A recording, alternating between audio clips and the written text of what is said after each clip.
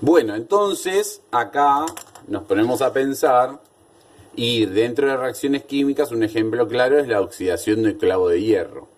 Ahora bien, cuando vamos a ecuaciones químicas, es un concepto que si bien se relaciona con el de reacciones químicas, no es lo mismo, porque una ecuación química, y fíjense la palabra ecuación, les tiene que sonar de matemática, ecuación matemática.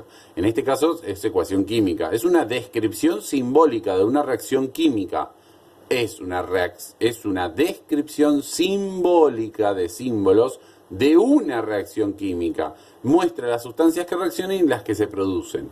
Entonces, una ecuación química, ¿sí?, es la parte simbólica de una reacción química. Si, por ejemplo, yo quiero decir la oxidación de un clavo de hierro, esta va a ser la ecuación química, donde se mezcla el hierro con el oxígeno y forma el óxido de hierro.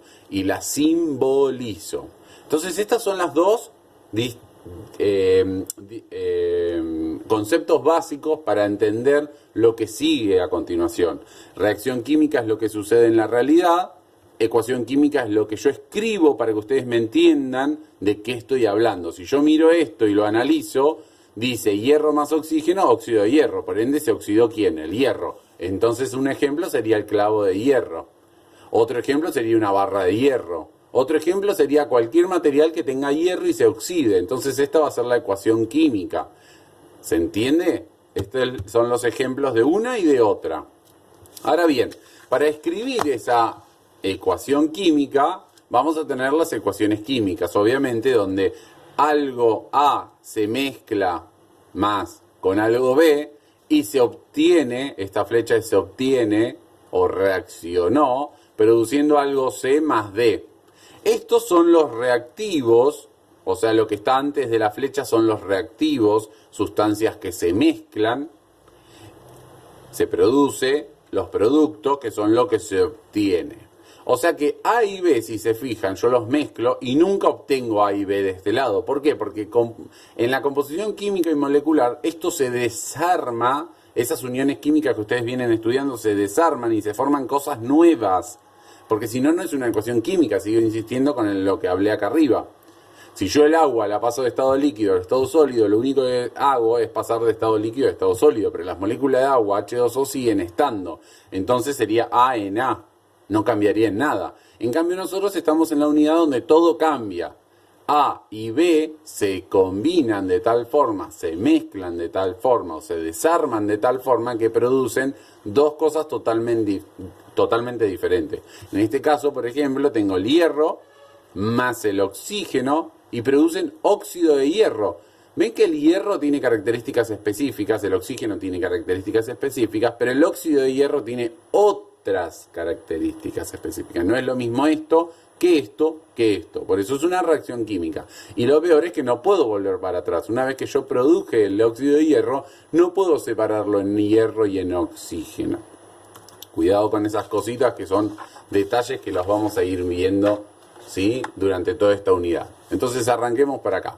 Vamos a empezar por la formación de óxidos. Para empezar por la formación de óxidos tengo que saber la clasificación de los óxidos. Los óxidos se clasifican en dos.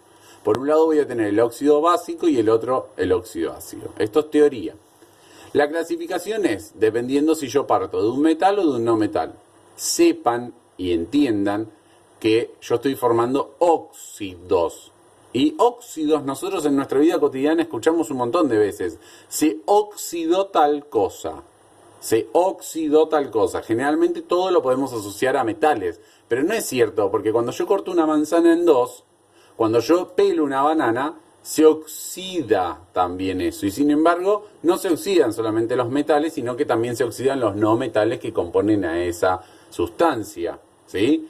Por ejemplo, cuando yo me corto que sale la sangre, eso se oxida también. Está bien, ocurren otras reacciones que no tienen que ver con estas, pero se oxida. O sea, el oxígeno está constantemente en todo nuestro entorno, entonces eso hace que se oxiden las cosas. En contacto con el oxígeno, las cosas se oxidan.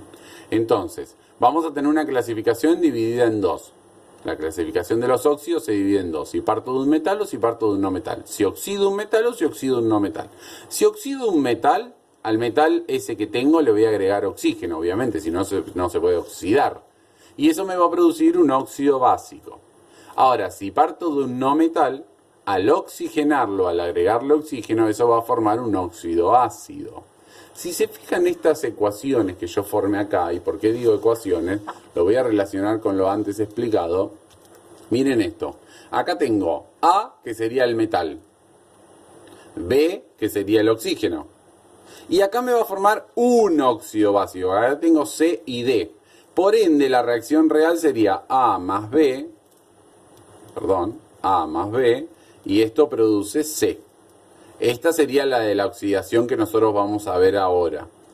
A más B produce C.